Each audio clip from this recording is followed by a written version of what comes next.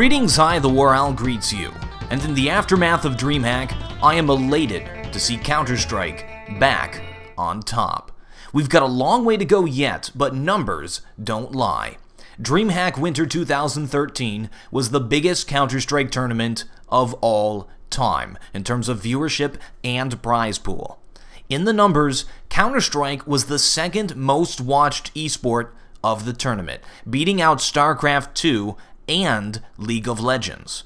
This was the time that Counter-Strike was given a chance, and many folks who had only heard of Counter-Strike before tuned in to check out what it was all about. And I'm making a note here, huge success. I originally started making Counter-Strike Global Offensive videos back in the early parts of the beta.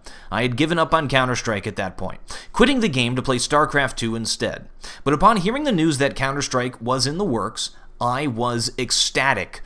One of my friends gave me access to the beta, and I was off. It was incredibly exciting, full of promise and opportunity. Counter-Strike had since faded into the dark. The glory days of the game were over. It was in obscurity. Two different camps, Source players and 1.6 players, absolutely hated each other. This was the chance, Counter-Strike Global Offensive, to bring everybody together under a single title, to rejuvenate the series, a breath of fresh air. Yes, Counter-Strike Global Offensive was originally conceived as a console port of Source, but it turned into something so much more. Why anybody came up with the idea of Counter-Strike on a console is beyond me. It just doesn't work. It is a game for real gamers, folks willing to invest in the game, invest time and invest capital and equipment to get better.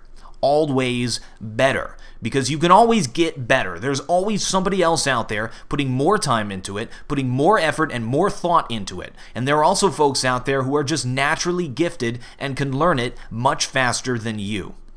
At that time in the beta, my goal was simple: to help make Counter-Strike Global Offensive the best game it could possibly be by providing meaningful feedback and encouraging community activity. This was the purpose behind my videos, and it was difficult, because at that time, it felt like I was the only one who cared. No matter where I looked, all of the established personalities in the scene were trashing the game, saying things like that it was a terrible game and not fun to play, providing no meaningful feedback, blindly clinging to previous versions of the game as gospel. But I came to realize that I was not alone. There were people who cared. There was you. The players, the viewers, the Counter-Strike enthusiasts, the casuals, the competitive players, and even the god kiddies who switched over. You made this possible. So it's been a challenge to get here, but Counter-Strike gamers love a good challenge. Without a challenge, there'd be no reason to play. The game has grown, evolved, gone through growth spurts, and gone through rough times. Like that week where the auto shotty was ridiculously overpowered. All leading up to Dreamhack Winter 2013. I stated about a year ago that 2013 was going to be the year that Counter-Strike came back in a big way. The year the Phoenix rose from the ashes to dominate the esports world, and I was not disappointed. So I look forward now. While 2013 was the year that Counter-Strike came back, all culminating with the Dreamhack Winter 2013 tournament, 2014 is going to be the year we kick some ass. We got the attention of the esports world. Now it's time to hold that attention so the game continues to grow.